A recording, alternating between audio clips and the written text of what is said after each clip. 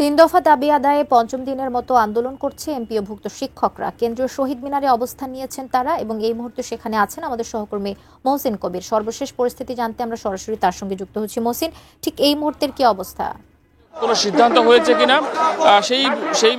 সেই ব্যাপারে বিস্তারিত জানা যায়নি। তবে শিক্ষকরা এখানে যারা আন্দোলন করছেন তারা এখানে অপেক্ষা করছেন শহীদ মিনারে। শিক্ষক নেতারা আসার পরে সরকারের পক্ষ থেকে কি আশ্বাস দেওয়া হলো, তারপর তাদের যে কর্মসূচি সেটির কি হবে সেটি তখন জানা যাবে। এবং জানেন যে গতকাল শাহবাগ অবরোধের সময় শিক্ষক নেতারা 3 ঘন্টা শাহবাগ অবরোধের পর তারা কর্মসূচি ঘোষণা করেছিলেন এবং সেই কর্মসূচি ছিল যে আজকে 12টা পর্যন্ত সময় দেওয়া ছিল। তবে যেহেতু শিক্ষক নেতারা সচিবালয়ে সরকারের সঙ্গে আলোচনা করতে গিয়েছেন, তো সেজন্য যমুনা ঘেরাওয়ের যে কর্মসূচি 12টার সময় ছিল সেটি এখনো কি হবে সেটি নিয়ে সিদ্ধান্ত হয়নি, কারণ যেহেতু তারা আলোচনায় রয়েছেন।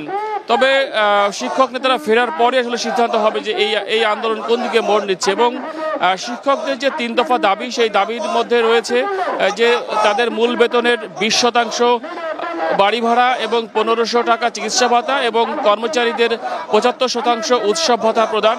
এই 3টি দাবি, এবং এই 3টি দাবিতেই মূলত তারা 5 দিন ধরে আন্দোলন করছেন, সরকারের দৃষ্টি আকর্ষণ করার চেষ্টা করছেন।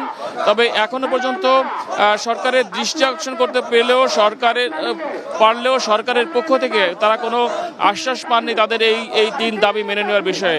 তো সেই তাদের যে আলোচনা চলছে, যেটি বলছিলাম, সেই আলোচনায় কি ফলাফল হয় তার উপর নির্ভর করছে আসলে শিক্ষকদের যে আন্দোলন, সেই আন্দোলন আসলে কোন দিকে মোড় নিবে। তো এই ছিল এখন পর্যন্ত এই শহীদ মিনার থেকে সর্বশেষ অবস্থা।